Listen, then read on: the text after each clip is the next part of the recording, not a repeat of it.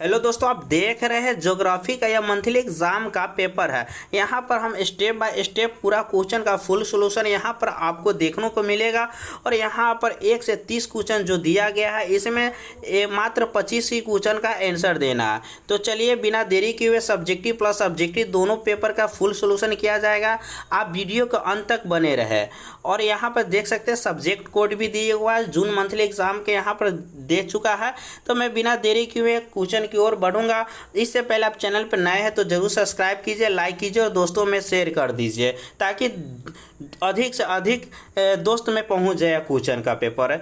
यहाँ पे आप इसका अगर पीडीएफ लेना चाहते हैं तो टेलीग्राम डिस्क्रिप्शन बॉक्स में पिन है, वहां से आप डाउनलोड कर सकते हैं और वहां से आप फ्री ऑफ कॉस्ट में प्राप्त कर सकते हैं। तो चलिए मैं बिना देरी किए क्वेश्चन की ओर बढ़ रहा हूँ। यहाँ पर देखिए, यहाँ पर 1 नंबर क्वेश्चन में क्या कह रहा है। 1 नंबर क्वेश्चन में कह रहा है, रेट जेल ने भूगोल की किस शाखा में भी के विकास में योगदान दिया है। ऑप्शन ए में भौतिक भूगोल, ऑप्शन बी में मानव भूगोल, ऑप्शन सी में आर्थिक भूगोल, ऑप्शन डी में चिकित्सा भूगोल। 4 ऑप्शन दिए, इसमें इसका correct answer option number B है ना, मानव भूगोल में विकास का योगदान दिया है। ठीक है, चलिए क्वेश्चन आंसर नंबर इसका बी होगा। अगली क्वेश्चन के ऊपर यहाँ पर कह रहा है, निश्चयवाद की धारणा के अनुसार कौन सा घटक महत्वपूर्ण है। ऑप्शन ए में मानव, ऑप्शन बी में तकनीक, ऑप्शन सी में संस्कृति, ऑप्शन डी में प्राकृतिक। 2 का करेक्ट ऑप्शन नंबर डी होगा, प्राकृतिक होगा। ठीक है, चलिए अगली क्वेश्चन की ओर बढ़ रहे हैं। यहाँ पर देख रहे हैं 3 नंबर क्वेश्चन क्या कह रहा है, भूगोल की कौन सी शाखा प्रकृति सामाजिक पर्यावरण की सहसंबंधों के अध्ययन कराती है। ऑप्शन नंबर ए है मानव भूगोल, ऑप्शन नंबर बी में शहरी भूगोल, ऑप्शन सी में जनसंख्या भूगोल, ऑप्शन डी में है राजनीति भूगोल। 4 ऑप्शन दिया, इसका करेक्ट ऑप्शन नंबर ए होगा मानव भूगोल। ठीक है, ऑप्शन नंबर ए इसका करेक्ट होगा। चलिए इस तरह से अगली क्वेश्चन की ओर बढ़ रहे, निश्चयवाद की धारणा किसने दी। रेट जेल या हेम्बोल्ड या ग्रिफिथ टेलर या ब्लास। 4 ऑप्शन दिया हुआ है, इसमें इसका करेक्ट आंसर होगा ऑप्शन नंबर सी, नहीं ग्रिफिथ टेलर ने दिया। अगली क्वेश्चन को ऊपर है, यहाँ पर अगले क्वेश्चन कर रहा है 5 नंबर, आचरण भूगोल या भूगोल की किस शाखा की उप शाखा है। ऑप्शन ए जनसंख्या भूगोल, सामाजिक भूगोल, ऑप्शन सी में शहरी भूगोल, ऑप्शन डी में है संसाधन भूगोल। 5 का correct answer option number B होगा, सामाजिक भूगोल है ना, इसका करेक्ट ऑप्शन नंबर बी होगा। चलिए अगली क्वेश्चन के ऊपर है, यहाँ पर देख सकते हैं पूरा क्वेश्चन का फुल सॉल्यूशन यहाँ पर होगा, इसलिए वीडियो के अंत तक बने रहे। अगर आप लोग चैनल पर नए हैं तो ज़रूर इस वीडियो को अधिक से अधिक दोस्तों में शेयर कर दीजिए और सब्सक्राइब कर लीजिए, ताकि इस तरह के वीडियो मैं हमेशा लाता रहता हूँ, सबसे पहले आपको इस चैनल पर मिल जाएगा। चलिए 6 नंबर क्वेश्चन है, भूगोल की कौन सी शाखा मार्क्स के विचारों से प्रभावित है। ऑप्शन में आचरण भूगोल, ऑप्शन बी मानववाद भूगोल, ऑप्शन सी में संस्कृति भूगोल, ऑप्शन डी में क्रांतिकारी भूगोल। तो 6 का करेक्ट आंसर होगा ऑप्शन नंबर बी होगा, है ना, मानववाद भूगोल बी इसका करेक्ट आंसर होगा। चलिए अगली पेज की ओर बढ़ रहे, अगली स्क्रॉल करके दिखाने की कोशिश करें। यहाँ पर 7 नंबर क्वेश्चन में क्या कह रहा है, देखिए यह 100% ओरिजिनल पेपर, इसमें 1% भी डाउट नहीं। ठीक है, तो इसलिए 7 नंबर क्वेश्चन यहाँ पर देख रहे हैं आप लोग, भूगोल में गणितीय तकनीकों का प्रयोग को क्या कहते हैं। ऑप्शन ए में है मात्रात्मक क्रांति, ऑप्शन बी में निश्चयवाद, ऑप्शन सी में साम्यवाद, ऑप्शन डी नव निश्चयवाद। 4 ऑप्शन दिया है, जिसमें इसका correct answer option number A होगा। कौन होगा, ए होगा, यानी मात्रात्मक क्रांति होगा। ऑप्शन नंबर ए का करेक्ट आंसर होगा बी। 8 नंबर क्वेश्चन है, विश्व का सबसे अधिक जनसंख्या वाला देश कौन है। भारत, पाकिस्तान, बांग्लादेश, नेपाल। तो यहाँ पर आप देख रहे हैं, यहाँ पर भारत जनसंख्या में सबसे अधिक है, लेकिन अगर चाइना इसमें ऑप्शन आ जाता तो इसका राइट आंसर चाइना ही होता, लेकिन वर्तमान में यहाँ पर 4 ऑप्शन के अनुसार इसमें भारत इसका करेक्ट आंसर होगा। ठीक है, चलिए अगली क्वेश्चन की ओर बढ़ रहे, किस स्थान की कुल जनसंख्या तथा कुल क्षेत्रफल के अनुपात को क्या कहते हैं। प्रवास कहते हैं, जन्म दर कहते हैं, जनसंख्या घनत्व कहते हैं, मृत्यु दर कहते हैं। तो ऑप्शन नंबर इसका जनसंख्या घनत्व कहते हैं, यानी कि सी इसका करेक्ट आंसर होगा। ठीक है, यानी कि अनुपात मतलब कितना पुरुष पर कितना महिला हो, इसको जनसंख्या अनुपात कहा जाता है, जनसंख्या घनत्व कहा जाता है। मान लीजिए 1000 पुरुष पे 946 अगर मर्द होगा, 1000 पुरुष पर 946 अगर स्त्री होगी, तो इसी को जनसंख्या घनत्व कहा जाता है। ठीक है, चलिए इस तरह से आप देख रहे हैं 10 नंबर क्वेश्चन यहाँ पर क्या कह रहा है, कह रहा निम्न से किन क्षेत्रों में जनसंख्या घनत्व पाया जाता है, कम पाया जाता है, उच्च तापमान वाले क्षेत्र में या मरुभूमि या पर्वतीय क्षेत्र में या इनमें सभी। तो 10 के इसका करेक्ट ऑप्शन नंबर डी होगा। कौन? ऑप्शन नंबर डी इसमें सभी होगा। ठीक है, चलिए इस तरह से अगली क्वेश्चन के ऊपर है, निम्न में से कौन सी जनसंख्या जमाव को आकर्षित करता है। ऑप्शन ए में बेरोजगारी, रोजगार का अवसर, ऑप्शन बी में, ऑप्शन सी में अशांति, ऑप्शन डी में बाढ़ क्षेत्र। तो 11 का करेक्ट ऑप्शन होगा ऑप्शन नंबर बी, रोजगार के अवसर, है ना। यही जनसंख्या के जमाव को आकर्षित करता है। अगर आपके पास रोजगार है तो एट्रैक्टिव आपको करेगा। ठीक है, चलिए अगली क्वेश्चन की ओर बढ़े। 12 नंबर, किसी स्थान में एक बीस समय अंतराल में कुल पैदा हुए बच्चों की जनसंख्या को क्या कहते हैं?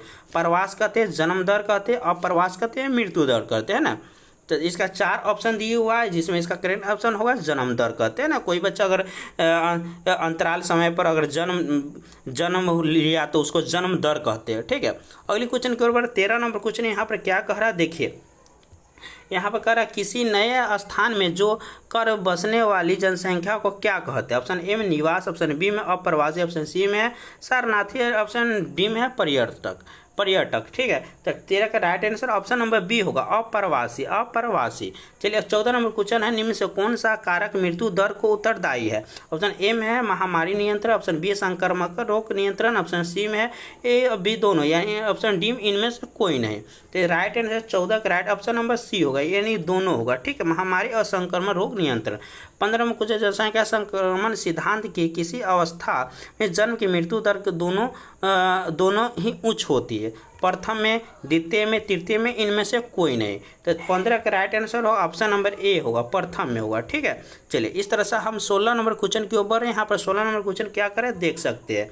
ठीक है, 16 नंबर क्वेश्चन कह रहा भारतीय जनगणना कितने वर्ष का अंतराल में होता? तो आप लोग जानते हैं प्रत्येक 10 वर्ष का अंतराल पर जनगणना होता है। आखिरी बार जनगणना कब हुआ था कमेंट बॉक्स में जरूर बतलाइएगा। ठीक है, चलिए अगली क्वेश्चन की ओर बढ़ते हैं।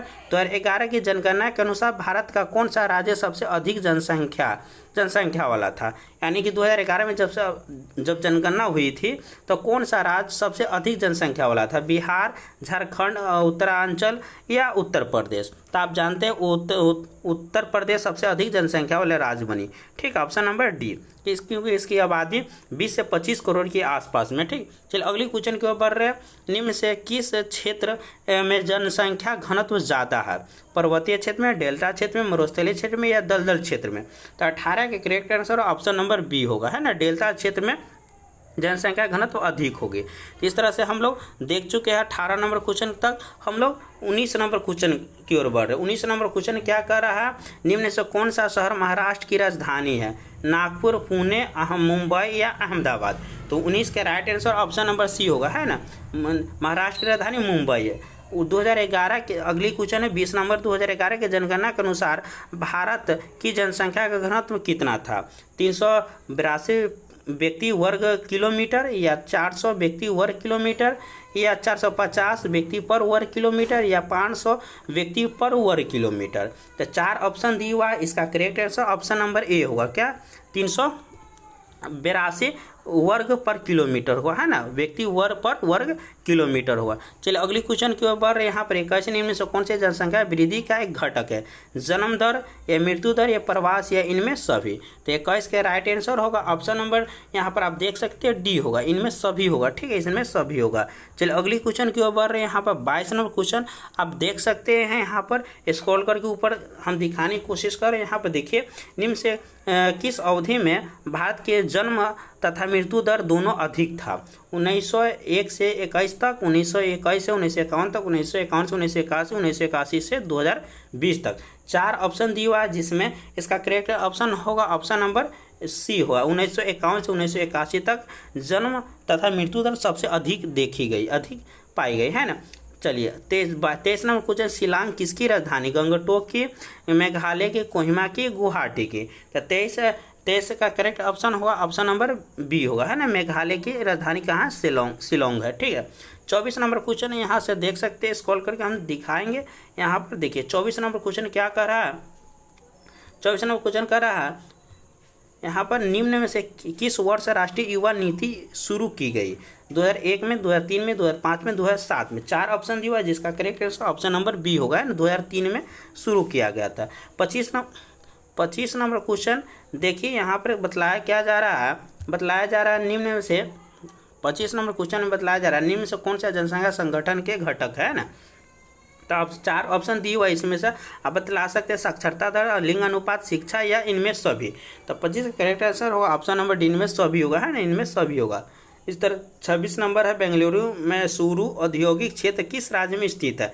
केरल में, कर्नाटक में, तमिलनाडु या ओडिशा में। 4 ऑप्शन दिया हुआ है, इसका 26 का correct answer option number B हुआ है ना, कर्नाटक में स्थित है। चलिए अगली क्वेश्चन के ऊपर है, भारत में सबसे बड़ा धार्मिक अल्पसंख्यक समुदाय कौन सा?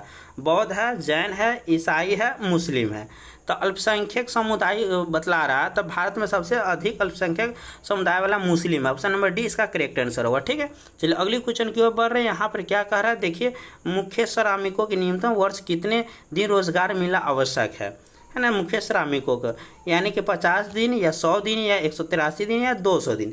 4 ऑप्शन दिया हुआ है, जिसका करेक्ट आंसर होगा ऑप्शन नंबर सी, यानी 183 दिन तक। या मनरेगा में कितने दिन तक रोजगार दिया जाता है, यह अपने कमेंट बॉक्स में जरूर बतलाइएगा। ठीक है, ये आपके ऊपर छोड़ रहा हूँ। ठीक है, चलिए यहाँ पर अगली क्वेश्चन के ऊपर है। यहाँ पर देखिए 29 नंबर क्वेश्चन क्या कह रहा है, शादी के बाद महिलाओं को एक गांव से दूसरे गांव में होने वाले प्रवास किस प्रकार का प्रवास कहलाता है? तो ए में आंतरिक प्रवास, बी ग्रामीण प्रवास, सी में अस्थायी प्रवास, डी इनमें सभी। तो 29 का correct answer option number D होगा, इनमें सभी होगा। ठीक है, इनमें सभी डी नंबर आंसर होगा। हुगली नदी, यहाँ पर बहुत अच्छा क्वेश्चन है, हुगली नदी के सहारे कौन सा उद्योग होता है? कपास की खेती, जूट की खेती, तांबा की खेती, इनमें से कोई नहीं। तो 30 के राइट आंसर होगा ऑप्शन नंबर इसका बी होगा। हुगली नदी किस शहर के किनारे स्थित है, ये भी तो कमेंट बॉक्स में आप जो लोग जानते हैं तो जरूर बतलाइएगा, है ना, इसका कमेंट बॉक्स के माध्यम से इसका आंसर दीजिए। तो इस तरह से हम लोग 1 से 30 तक क्वेश्चन का फुल सोल्यूशन देखें। अब इसका सब्जेक्टिव अगले वीडियो में आपको मिलेगा, तब तक आप लोग इंतजार कीजिए। अभी तक चैनल पर नए हैं तो जरूर सब्सक्राइब कीजिए, लाइक कीजिए, दोस्तों में शेयर कर दीजिए।